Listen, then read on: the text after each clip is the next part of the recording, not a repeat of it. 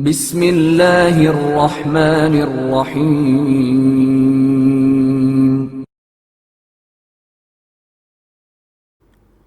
شہنشاہ دین و دنیا کی شادی ملکۃ العرب سے 10 ربیع الاول بعثت سے 15 سال پہلے شہر مکہ میں تاریخ کا حسین ترین اتفاق رونما ہوا۔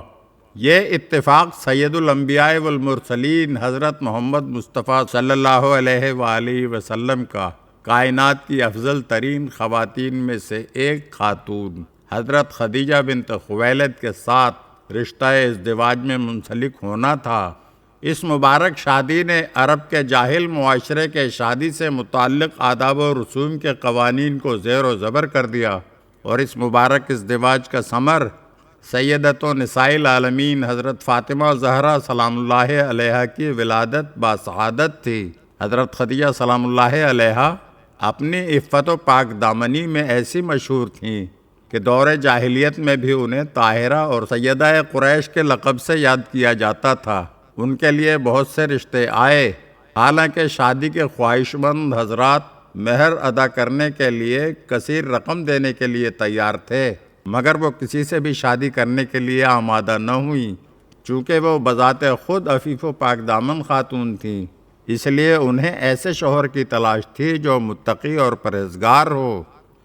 جب حضرت خدیجہ سلام اللہ علیہا نے حضرت محمد صلی اللہ علیہ وآلہ وسلم کے نیک سلوک، خوش گفتاری، اعلیٰ اخلاقی اقدار اور امانت داری کی شہرت سنی تو انہوں نے پیغمبر اکرم صلی اللہ علیہ وآلہ وسلم کو اپنے تجارتی سامان پر امین مقرر کر کے تجارت کے لیے شام روانہ کیا، اور اس سفر سے واپسی پر جب میسرہ نامی اپنے غلام کی زبانی پیغمبر اکرم صلی اللہ علیہ وآلہ وسلم کی منفرد خصوصیات سے باخبر ہوئیں تو آپ نے پیغمبر اکرم صلی اللہ علیہ وآلہ وسلم کی خدمت میں یعلی ابن منبہ کی بہن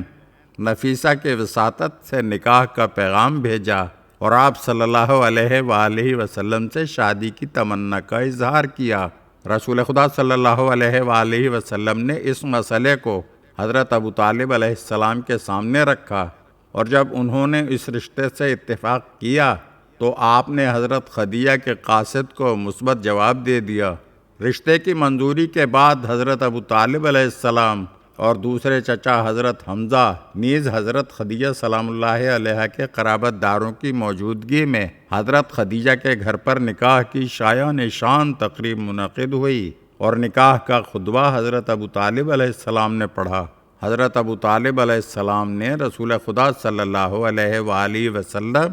اور حضرت خدیجہ سلام اللہ علیہا کے نکاح کا جو خطبہ پڑھا وہ فریقین کی کتابوں میں تواتر سے بیان ہوا ہے۔ وہ خطبہ یہ ہے: تمام تعریفیں اس اللہ کے لیے ہیں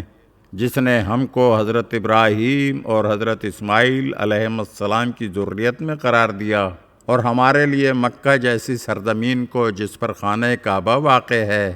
اور جس کے واسطے سے لوگ حج انجام دیتے ہیں ہمارا گھر قرار دیا، ہم کو لوگوں کا حاکم بنایا۔ بے شک محمد ابن عبداللہ جو ہمارا بھتیجا ہے، اس جیسا کوئی جوان خاندان قریش میں سنجیدہ تر نہیں ہے، اور نہ اس سے زیادہ کوئی بافضیلت، نیکوکار، کرم و بخشش کرنے والا، عقل مند اور متین ہے۔ اگرچہ مال و ثروت کم ہے، یہ شادی خدیجہ اور محمد کی رضامندی سے منعقد کی گئی ہے۔ جو کچھ مہر مقرر ہوا ہے وہ میرے ذمے ہے،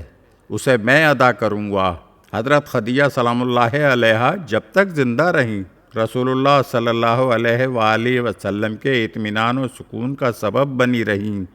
دن بھر کی تبلیغ کے بعد جب آپ بجھے ہوئے دل اور پژمردہ چہرے کے ساتھ گھر میں قدم رکھتے تو بی بی خدیجہ کی ایک محبت آمیز مسکراہٹ آپ کے مرجھائے ہوئے چہرے کو پھر سے ماہ تمام بنا دیا کرتی تھی۔